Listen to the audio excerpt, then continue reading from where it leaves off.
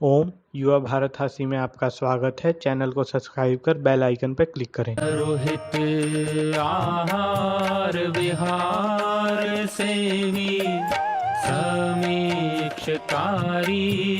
विषये स्वसप्तः दाता समः सत्यपरः क्षमावान् आप्तोपसेवी च भवत्यरोगः।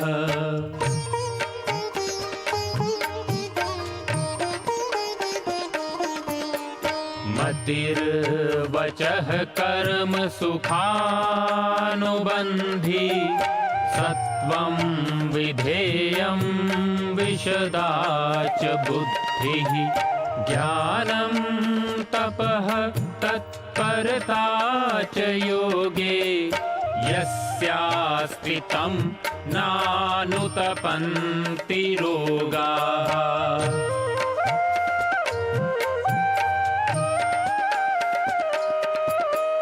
योगेन चित्तस्य पदेन वाचां मलं शरीरस्य च वैदिकेन योपाकरोतं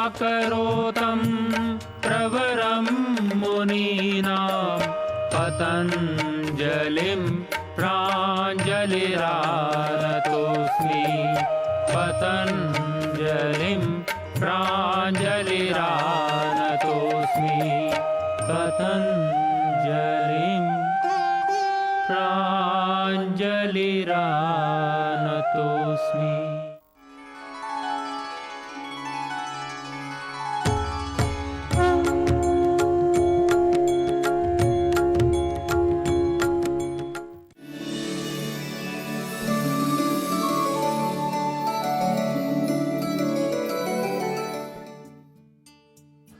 संपूर्ण स्वास्थ्य के लिए आयुर्वेद में ऋषियों ने जिन विधाओं का वर्णन किया है उन सब विधाओं के विषय में हम चर्चा करते हुए जो स्वस्थ व्रत है यानी कि हम रोगी ही ना हो इसके लिए हमको क्या उपाय करना चाहिए इस विषय में हम चर्चा कर रहे थे।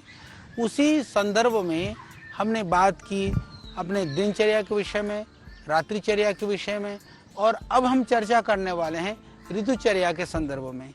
ऋतुचर्या यानी कि जो विभिन्न ऋतुएं हैं, यानी जो पूरा वर्ष है, साल भर को ऋतुओं के रूप में हमारे यहाँ 6 भागों में बांटा गया है। वैसे देखा जाए तो जो 6 ऋतुएं होती हैं वो इस भारतवर्ष की या जो हमारे जो ये साउथ एशियन कंट्रीज हैं उनकी ये विशेषता है, जिसमें भारत है, नेपाल है, या भूटान है, या बांग्लादेश है, पाकिस्तान है, या फिर हम श्रीलंका है। इन देशों की बात कर सकते हैं कि इन देशों में 6 ऋतुएं होती हैं। यदि हम विदेशों की बात करें तो वहाँ तो सिर्फ 3 ऋतुएं ही होती हैं। वहाँ सर्दी होती है, गर्मी होती है और वर्षा होती है, पर यहाँ पर 6 ऋतुएं होती हैं। ये भारतवर्ष की विशेषता है। तो यह भारत भूमि इसीलिए इसको महान माना जाता है। इसको ऋषियों की भूमि, देवों की भूमि इसलिए कहा जाता है। तो आज हम चर्चा करने वाले हैं, अब ये चर्चा की जो श्रृंखला है लगातार चलने वाली है ऋतुचर्या को लेकर के। विभिन्न ऋतुओं में हमें क्या आचरण करना चाहिए, क्या आहार लेना चाहिए, क्या विहार करनी चाहिए और क्या हमको सावधानियां रखनी चाहिए, बहुत ध्यान से सुनिएगा, क्योंकि 6 ऋतुएं ही हर वर्ष आएंगी। उन ऋतुओं के हिसाब से यदि हम व्यवहार करेंगे हमको उससे पूरा लाभ होगा। हमारा स्वस्थ रहेगा शरीर, रहेगा निरोग शरीर, हम विविध तरह के रोगों को ठीक कर पाएंगे, विविध तरह के व्याधियों से बच पाएंगे। ये बहुत ही ज़रूरी है। तो इसीलिए हमारे शरीर पर खान पान के अलावा एक तो जो प्रभाव पड़ता है, जैसा हमने खाया है उसका प्रभाव शरीर पर पड़ता है। दूसरा प्रभाव पड़ता है जैसे हमारी दिनचर्या है, जैसे हम कैसे जागें, कैसे सोएं, वो हमने आपसे चर्चा की है। तो तीसरा प्रभाव पड़ता है ऋतुओं का, किस तरह का बाहर का वातावरण है, किस तरह का जल है, वायु है, सर्दी है, गर्मी है, उसके हिसाब से भी हमारे शरीर में दोष की वृद्धि होती है, दोष का क्षरण भी होता है। यानी हमारे शरीर पर खान पान के अलावा यदि कोई प्रभाव डालता है तो वो ऋतुओं के द्वारा या जलवायु के द्वारा प्रभाव। और अलग अलग ऋतुओं में आप देखेंगे कोई ऋतु में कोई दोष बढ़ जाता है, कभी कोई ऋतु में कोई दोष शांत रहता है, दूसरी ऋतु में कोई दूसरा दोष बढ़ने लगता है, फिर दूसरे वाले ऋतु में फिर वो शांत होने लगता है। तो यानी कि इस तरह से हम बात करें तो स्वस्थ रहने के लिए आदमी के स्वास्थ्य के लिए इन ऋतुओं का बहुत ही गहरा संबंध है। इसीलिए आयुर्वेद के अंदर, ये आयुर्वेद शास्त्र ही एक ऐसा शास्त्र है, किसी पैथी में संभवतः प्रकृति को लेकर के, पर्यावरण को लेकर के, उस पर्यावरण से होने वाले शरीर के प्रभाव को लेकर के इतने बृहद और विशद चर्चा संभवतः कहीं ही की गई हो। तो ये आयुर्वेद के अंदर किया गया है। लोगों को, बहुत कम लोगों को पता है, पर ये आयुर्वेद के अनेक ग्रंथों में, अनेक शास्त्रों में, अनेक स्थानों में उल्लेख किया गया है। उसको हम एक जगह पर संग्रहित करके सरल और सुगम और ग्राह्य रूप में आपको बताने का प्रयास कर रहे हैं। इसीलिए जरूर आप इसको ग्रहण करिए, इसके द्वारा आपको बहुत लाभ होगा। अपने परिवार में, अपने बच्चों में, अपने लोगों में भी इसका प्रचार करेंगे तो इससे आप आयुर्वेद में जो ऋतुओं के हिसाब से जो होने वाले दोषों की जो बात की गई है, वृद्धि की बात की गई है, प्रकोप की बात की गई है, प्रकोप की ही नहीं, उनके शांति के लिए उपाय भी बताए गए हैं। तो इन उपायों से आप बहुत सारे रोगों से बच सकते हैं। तो अलग अलग ऋतुओं के लिए अलग अलग प्रकार के खान पान, अलग अलग तरह के रहन सहन, और उसका रहन सहन मतलब जो आहार विहार है उसका उल्लेख किया है। और इतना ही नहीं, हमारे यहाँ क्योंकि देश का जो हिमालय श्रृंखला से लेकर समुद्र तक अलग अलग ऋतुओं में भी अलग अलग मौसम रहता है, अलग अलग यहाँ पर टेम्परेचर रहता है, अलग अलग स्थितियाँ रहती हैं, उसके लिए भी इस ऋतु के अनुसार, आहार विहार के अनुसार आप आहार अपनाने से बहुत तरह के रोगों से बच सकते हैं। इससे आपके स्वास्थ्य की रक्षा होती है। स्वास्थ्य की रक्षा होने से हम बहुत सारे रोगों से बच सकते हैं, क्योंकि हमारा प्रयोजन सिर्फ बीमार होने पर दवाई बताना हमारा प्रयोजन नहीं है। स्वस्थ से स्वास्थ्य रक्षणम, यह हमारा प्रयोजन है, ये आयुर्वेद का प्रयोजन है, ऋषियों का प्रयोजन है। इसीलिए हम बात कर रहे हैं कि आप रोगों से कैसे बच सकते हैं, रोग से बचने के क्या क्या उपाय हैं, रोग के कारण क्या क्या हैं। तो इसीलिए हम, जैसे हम चर्चा कर रहे थे, भौगोलिक स्थिति के अनुसार मुख्य रूप से देखें तो दुनिया में 3 ही ऋतुएं होती हैं। मौसम गर्मी होती है, सर्दी होती है, वर्षा होती है। तो इसमें अनेक प्रकार के परिवर्तन आते हैं, परंतु ये 3 मौसम में 6 ऋतुएं में बांटा गया है। भारतवर्ष में ही 6 ऋतुएं होती हैं। मौसम तो 3 हैं, ऋतुएं 6 हैं, या आप ये कह सकते हैं कि भारत में 6 मौसम होती है, 3 मौसम नहीं होते हैं। तो ये ऋतुएं में जैसे आप गिन लीजिए, जिनको याद है मैं मेरे साथ साथ बोलिए। पहला जो ऋतु का नाम है क्या है? वसंत ऋतु। वसंत ऋतु। दूसरा, वसंत के बाद में कौन सा आता है? ग्रीष्म ऋतु। वसंत हुआ, ग्रीष्म हुआ, ग्रीष्म के बाद तीसरा कौन सा आता है? वर्षा ऋतु। वर्षा के बाद में चौथी कौन सी ऋतु है? शरद ऋतु। शरद ऋतु के बाद कौन सा आता है? 5वां हेमंत ऋतु। 5वां हेमंत के बाद छठा कौन सा आता है? शिशिर ऋतु। फिर हम दोबारा इसको गणना करें, वसंत, ग्रीष्म, वर्षा, शरद, हेमंत और शिशिर, ये 6 ऋतुएं हुई। तो याद कर लीजिएगा, सबको याद होना जरूरी है। और इन ऋतुओं क्या होते हैं? ये 6 ऋतुएं, यानी कि हर ऋतु 2-2 महीने की होती है। 2-2 महीने के लिए हम बात करते हैं चैत्र और वैशाख। इसमें वसंत ऋतु, जेठ और आषाढ़ में ग्रीष्म ऋतु, श्रवण और भादव में वर्षा ऋतु, अश्विन और कार्तिक में शरद ऋतु, मंगसिर और पूष में हेमंत ऋतु, माघ और फागुन में शिशिर ऋतु। इन ऋतुओं के आधार पर ही सूर्य की गति होती है। सूर्य की गति 2 प्रकार की होती है, उसको हम कहते हैं उत्तरायण और दक्षिणायन। ये ध्यान रख लीजिएगा, सूर्य की 2 गति, उत्तरायण और दक्षिणायन। आप शब्द देखेंगे उत्तर, फिर आयन, अयन, और दक्षिण और अयन। सीधी सी बात है कि उत्तर अयन का अर्थ हुआ है कि जिसका सूर्य की जो गति है उत्तर दिशा की ओर ज्यादा होती है, यानी कि चैत से लेकर के भाद्रपद, यानी चैत महीने से लेकर के भाद्रपद तक ये जो समय है, यानी कि आप देखेंगे 12 महीने में जो सूर्य की गति होती है, गति के आधार पर इसको दो भागों में बांटा गया है। वो दो प्रकार इस तरह से उत्तरायण और दक्षिणायन। उत्तरायण शब्द आपने देखा होगा, उत्तर और अयन इन दो शब्दों से बना है कि सूर्य की जो गति है उत्तर की तरफ गतिमान होती है। तो ये यानी उत्तरायण जो है वो चैत्र से लेकर के भाद्रपद तक, यानी चैत के महीने से लेकर के भादव तक। तो चैत कब शुरू होता है?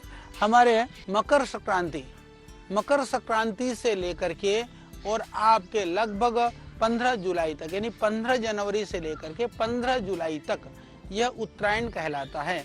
आप देखिए पूरे 6 महीने होते हैं, जनवरी, फरवरी, मार्च, अप्रैल, मई, जून, फिर जुलाई, यानी हमारे ये 6 महीने हो गए। 15 से इधर 15, इधर के 15 कम हो गए, जुलाई के 15 हमने ले लिए, 6 महीने बनते हैं। इसी तरह से फिर हम जब दक्षिणायन की बात करते हैं तो वो भी वहां से जुलाई, अगस्त, सितंबर, अक्टूबर, नवंबर, दिसंबर और जनवरी, यानी 15 जुलाई से 15 जनवरी तक यह हमारा दक्षिणायन कहलाता है। तो हम बात कर रहे थे उत्तरायण की। ये जो है चैत से लेकर के भदौ तक, ये काल जो है ना, इसको आदान काल भी कहते हैं। आयुर्वेद में हम इसको आदान काल कहते हैं, क्योंकि इस समय पर सूर्य जो है वो प्रचंड अपनी गर्मी से जलीय तत्वों का आदान करता है, यानी सूर्य ले लेता है, वो देता नहीं है, ले लेता है। आदान कौन लेता है? सूर्य लेता है। सूर्य की किरणें आपने देखा होगा जनवरी के बाद में, हालांकि फरवरी तक सर्दी रहती है, पर जनवरी के बाद में धीरे धीरे सूर्य बढ़ना शुरू हो जाता है। सूर्य की किरणें प्रखर होने लगती हैं, फिर हवाएं धीरे धीरे तीव्र होने लगती है, फिर गर्मी भी बढ़ने लगती है, फिर उससे रुक्षता भी बढ़ती है। एक तरह से पृथ्वी के जो जलीय अंश है सूख लेता है, यानी पूरी जो गर्मी है वह उत्तरायण में ही भयानक गर्मी पड़ती है।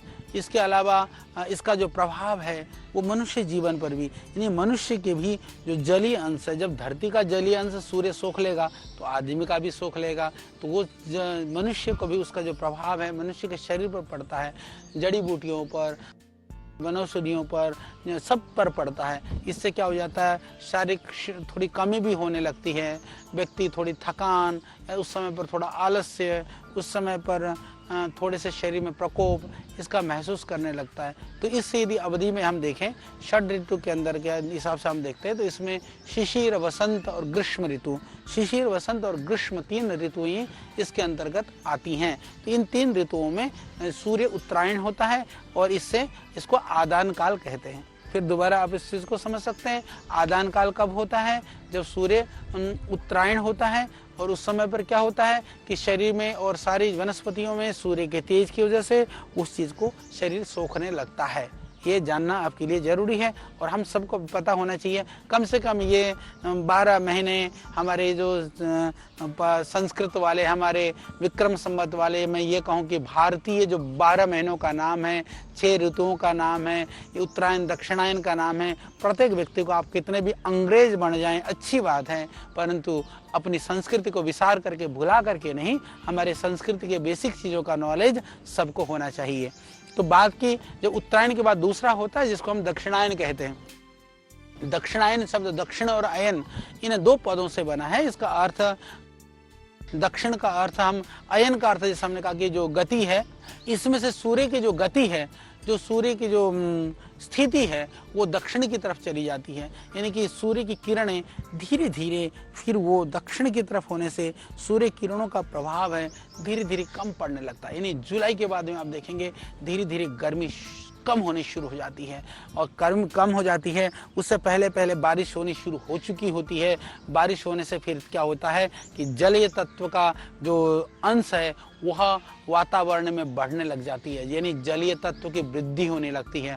वृद्धि का अर्थ हम ये कह सकते हैं, ये दोनों बातें हैं कि हम ये कहें कि जल के तत्व बढ़ने लग जाते हैं, या फिर सूर्य जो है वह विसर्ग काल, यानी कि वो सूर्य की किरणें उस जलीय तत्व को वो नहीं करती हैं, अपनी तरफ खींचती नहीं है, अपनी तरफ से आदान वो नहीं करती हैं, उसको वो छोड़ देती हैं, इसलिए इसको विसर्ग काल कहते हैं।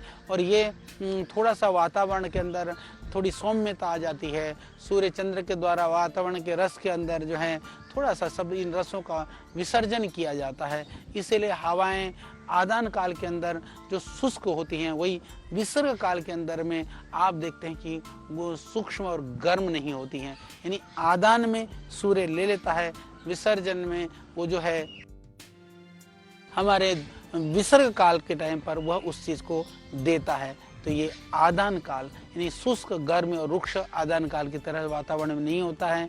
वातावरण में विसर्ग काल के अंदर में क्या होता है कि चंद्रमा सौम्य गुणों की प्रधानता वाले होता है, ताप कम हो जाता है, बादलों में वर्षा में ठंडक आ जाती है, सब जगह पर चंद्रमा की थोड़ी सी शीतलता रहती है। वातावरण में शीतलता के कारण से औषधियों में, खाद्य पदार्थों में, यूं मनुष्य में भी एक तरह से क्या हो जाता है कि थोड़ी सी स्निग्धता आ जाती है। इससे मनुष्यों के अंदर, प्राणियों के शरीर में शक्ति की वृद्धि होने लगती है।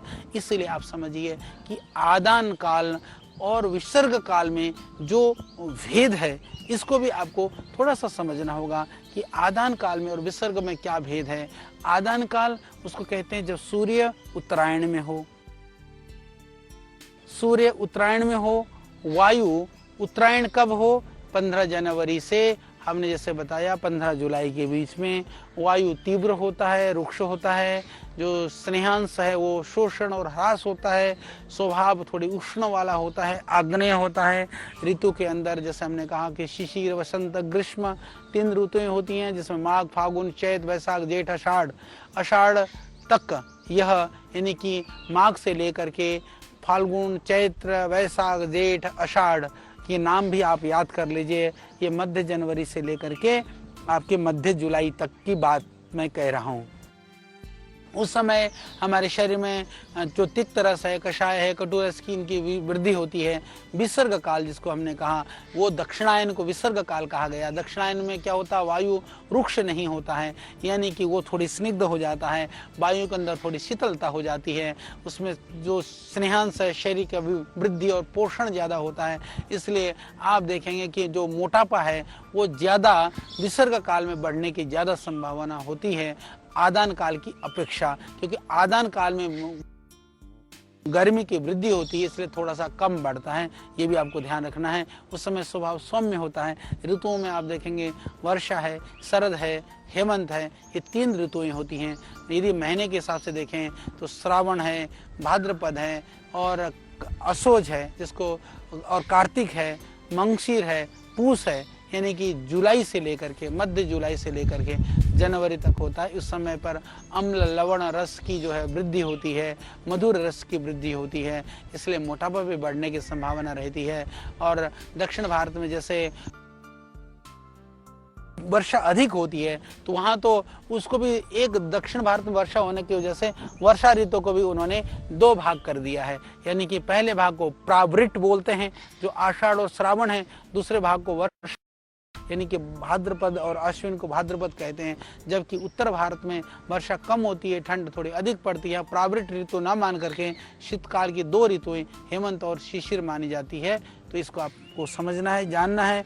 और ये विसर्ग काल और आदन काल के प्रभावों के कारण से ही आदन काल के जो अंत में विसर्ग काल प्रारंभ होता है तो उस समय पर दुर्बलता रहती है, और दोनों कालों के बीच के समय में मनुष्य का बल भी मध्य प्रकार का होता है। यानी कि जब जिस ऋतु का मध्य होता है उस समय पर मध्य रहता है। विसर्ग काल के अंत में, आदन काल के प्रारंभ में शरीर में बल की अधिक प्राप्ति होती है। यानी कि जब विसर्ग काल कब हुआ, विसर्ग काल हुआ जब अंत हुआ, जब आपके नवंबर दिसंबर की बात है, उस समय पर शरीर में बल की प्राप्ति अधिक होती है। और इन समय पर सभी विशेषताओं को ध्यान में रखते हुए आयुर्वेद में इन ऋतुओं के अलग अलग आहार विहार का वर्णन किया है। और हम इन आहार विहार के विषय में हम चर्चा करेंगे, किस ऋतु में कौन सा आहार लेना चाहिए, कौन सी ऋतु में क्या खाना चाहिए, कब क्या नहीं खाना चाहिए।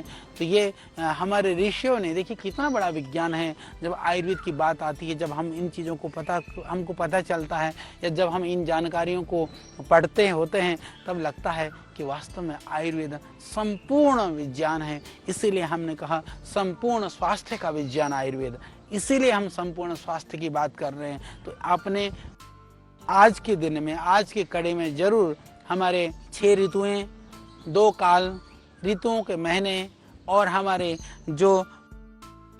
परंपरा के 12 महीनों का नाम जरूर याद कर लिए होंगे। ये भी आपको जानना जरूरी है, आपके लिए ये भी काम की चीज़ें हैं, क्योंकि आगे हम इनके विषय में चर्चा करेंगे कि कौन से आहार, कौन सी ऋतु में कौन सा आहार लेना है, कौन सी ऋतु में क्या सावधानियां रखनी है, किस ऋतु में कैसे हमको व्यवहार करना है, जिससे कि हम आपको पूरे 12 महीने का जो आपके लिए आहार विहार है, 12 महीने के लिए जो हमको ध्यान रखना है, इस विषय में हम चर्चा करेंगे और इस विषय में हम आपको बहुत सारी जानकारियां लेकर के आएंगे।